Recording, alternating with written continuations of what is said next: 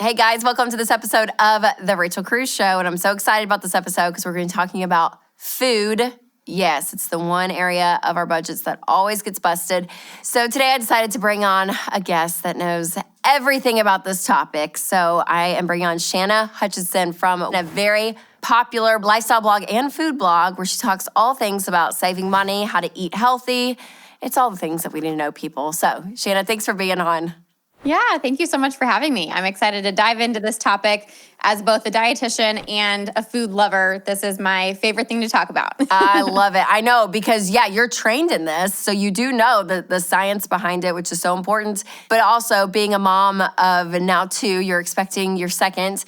And I mean, life can be crazy. So kind of talk through what caused you to start this blog and what are some of the ways that we can stay healthy and the importance of it.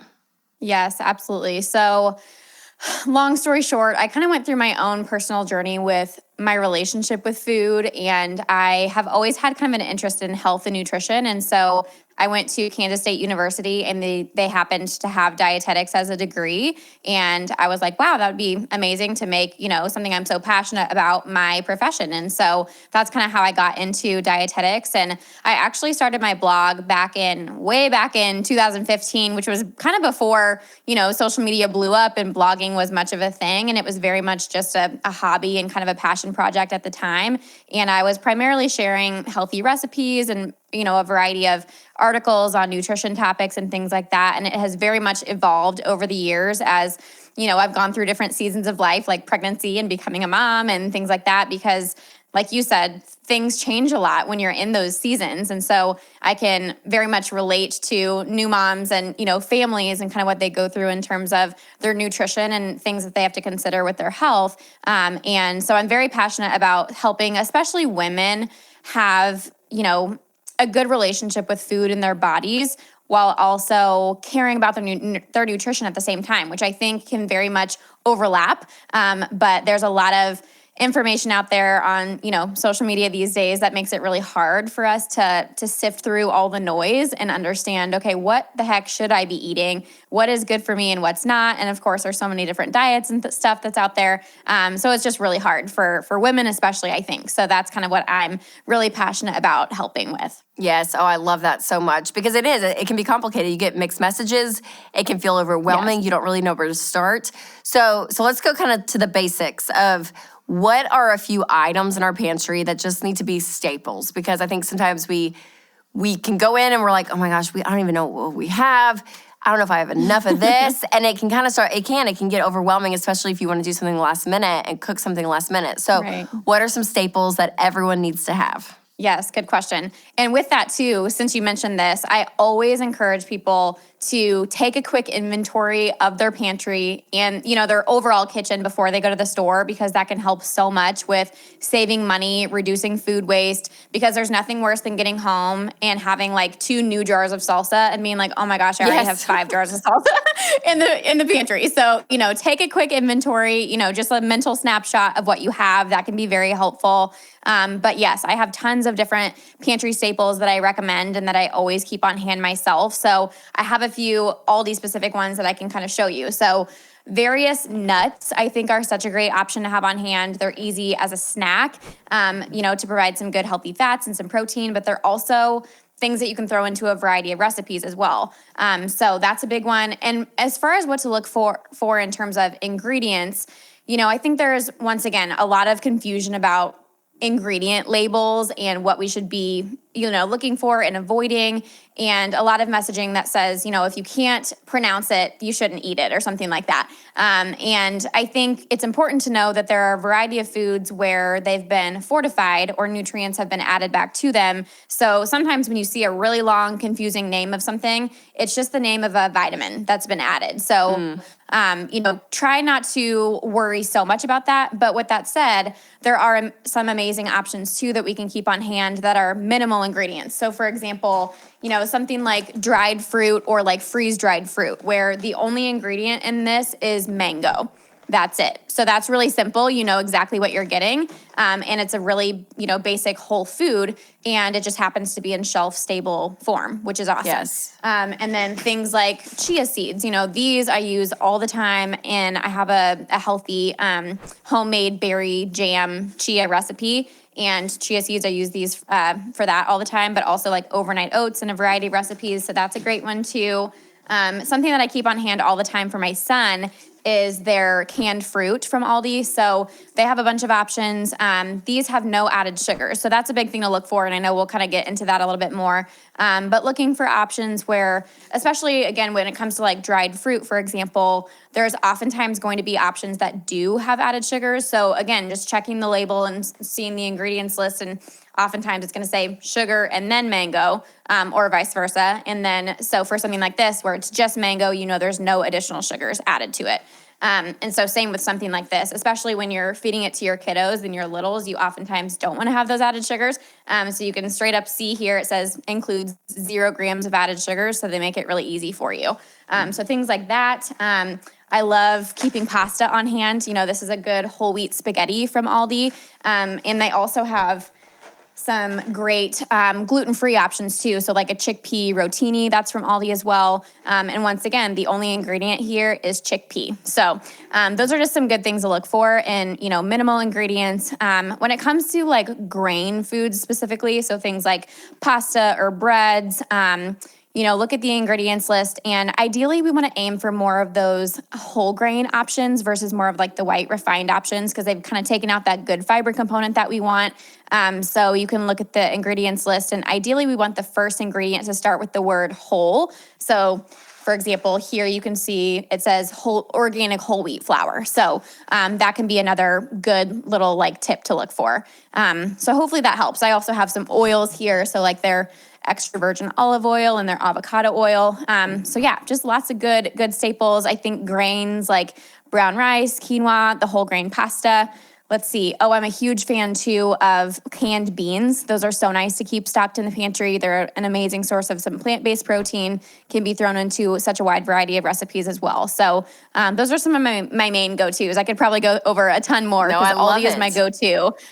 So yes. Yes, I know. So yeah, you love specifically shopping at Aldi, which is amazing. So many of my viewers and listeners, that is their favorite place too, because you can still buy so much healthy stuff, but again, it helps to keep it in the budget, and it's budget friendly. So one of the words people hear all the time when it comes to eating healthy is organic. So what are the things that people should buy that are organic? And then what are things that you're like, you can skip on that? Oh gosh, this is such a complicated and of course highly controversial topic.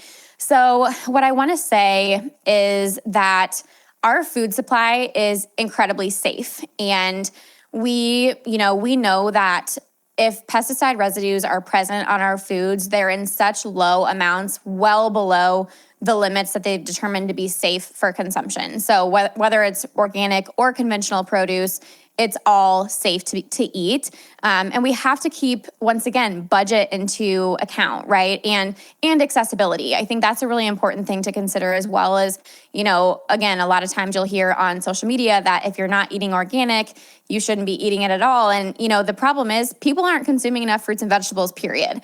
So the last thing we want is for people to feel scared of consuming fruits and vegetables, because they are incredibly nutritious and great for us.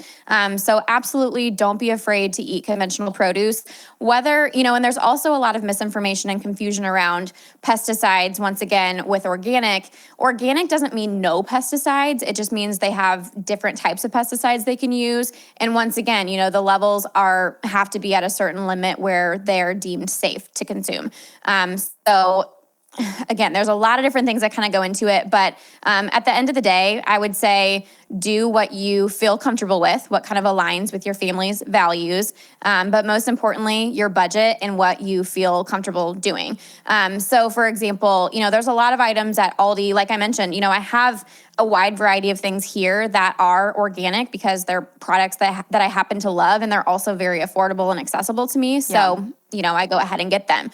But, if you're comparing, frozen conventional blueberries versus organic, and they're twice the cost, and that doesn't feel accessible to you, that's okay. Like, it's really okay. So just, take those things into account. There's a lot more I could say on that, but hopefully that helps kind of break it down a little bit. No, it does for sure. Because I think it's one thing to say, okay, just because it says organic on it, do some research and really understand what that means. Right. And something that's not organic, do some research and understand what that means and take a holistic approach with everything from your health, also what is available there at the store, to your budget, all of it. So it doesn't have to be the sweeping, extreme one way or the other, but do your research and be smart about it. Yeah, I love that. So one of the things I always hate thinking about, what if something happens to me? What if something happens to my husband, Winston? What's gonna happen to the family? There is a great solution, you guys, that really takes that part of worrying and stress and the not good feeling, kind of puts it at ease. And that is term life insurance. And Winston and I personally use Xander Insurance. And they're the best. They make the whole process, you guys, so easy. You give them your information and they go and they shop the top-rated companies for the best policy for you and your family's needs. So no one should go without term life insurance. So go check out Xander Insurance. Just go to xander.com to make sure that your family's future is taken care of. So when it comes to Aldi, I know you have a ton of stuff, with you right now, but will you just throw out maybe, I don't know, 2 or 3 recipe ideas with some ingredients that you're like, these are really inexpensive, they're healthy, and it makes a great meal. Maybe even it's quick to cook if that's a bonus, but something to help. Yeah. I think it is hard sometimes and can be overwhelming, especially when it comes to meals like dinner. Absolutely. Yes. That's one of the biggest things I hear is people are so overwhelmed by, again, especially when you're feeding a family, weeknight dinners are so stressful for moms, especially, not to generalize, but that oftentimes falls on, the mom. So I have a ton of recipes on my blog, actually, that you can refer to, but even the ones include all the exclusive ingredients. So some of the big ones that come to mind would be, I have some really easy chicken and black bean enchiladas, so easy to whip up. They provide amazing leftovers for work lunches, and they're even freezer friendly. So that can be a great option to make maybe a double batch and then have, an extra to pull out on a busy week when you don't have time to cook, something like that. Or I also have a great recipe for steak kebabs with ingredients from Aldi. Of course, now that we're moving into winter a little bit, grilling is not quite as accessible, but you can also cook those in the oven.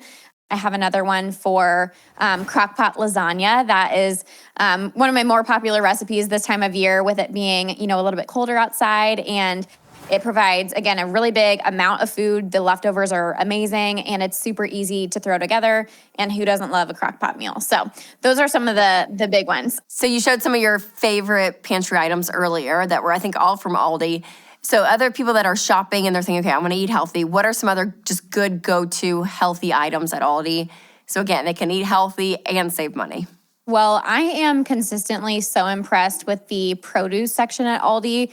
I am, again, I'm preaching about Aldi 24/7 on my social media. So when people go, they're amazed as well at the selection and also the prices. So some of my go-tos, the produce section is, in my stores anyway, it's the first thing that you walk into. So I always stop and grab a couple of things of baby spinach. They also have some amazing salad kits that are really nice for an easy lunch or dinner option. Another unique item that they have that I love is they have bags of mini avocados, which I think are really nice for people who struggle to go through avocados without wasting half of it or more. So they're easy to eat. I mean, I usually eat them in one day, but those are really great and extremely affordable. Again, compared to when I go to other stores, I'm appalled at the price of avocados compared to Aldi. One of my other favorites, I love, they have some really good whole grain breads. Their seed-tastic bread is really, really good. Their restaurant style salsa, which might sound like a silly item, but it is absolutely amazing. They have a ton of frozen fruit blends that I love as well, that I always keep stocked for smoothies and stuff too. As well as bananas, which I don't, if I don't eat them fresh, I'll always throw them in the freezer for smoothies as well. Another frozen item that is great is their turkey burgers. Whenever they have those available available. I think they have 2 ingredients. It's like turkey and rosemary, I'm pretty sure. Wow. So that's another example of a very, whole food based in food. And it's so easy for weeknight dinners as well. So yeah, like I said, I could go on forever. They have so many great things, but those are some of the main ones that come to mind. That's so great, because I think it's just such encouragement to prove that, yeah, you can eat healthy. And again, still shop somewhere like Aldi. It doesn't have to be this big all organic store where you spend so much money. And so I think it's really helpful, because I think everyone is feeling the rise of food. In fact, yeah, the average person I think it's 13% that food has risen in our country, prices since September of 2021. And so we're all feeling it. So I think that encouragement is so helpful. What would you say to someone that's like, oh, yeah, but being healthy, it's just so expensive. It's just so expensive. What would you say? Yes. And this is something, again, I talk to people about all day, every day. And my number one tip that I recommend to almost everyone, actually everyone, 100% of the people I talk to, is trying to do some level of meal planning. It doesn't have to be fancy. It doesn't have to be complicated. I think the term meal planning freaks people out, and they think it has to be like this big ordeal, but it can be as simple as, once again, taking inventory of your current kitchen and saying, okay, you know what? We've got some whole wheat pasta in the pantry. We've got some frozen, chicken that we can throw in the air fryer, and we've got a bag of frozen vegetables. Boom, there's a meal, and so it doesn't have to be crazy. It can just be, super simple like that. So oftentimes really just checking out what you already have. A lot of times we can make meals with what we have on hand, and then you can kind of fill in the blanks with your grocery list. Once again, that can help really reduce food waste, but also significantly reduce food costs, because we're being efficient. Because again, I think, I just find it so frustrating to throw food away. I hate throwing food away, especially now that food is so much more expensive. And even doing, again, I know this freaks people out, but even if you're able to do a little bit of prep in advance as well, if you can pre-chop some vegetables or like make up a sauce in advance or something like that, even taking those little steps beforehand can make a huge difference, because then when the weeknight rolls around and you're scrambling and, all the things are going on, it's a matter of like quickly assembling a meal versus prepping and cooking and doing all the things on the spot. So those are some of my favorite tips that I think can be game changers for eating healthy at home. So good. Shannon, thank you so much. This was so helpful. It really was.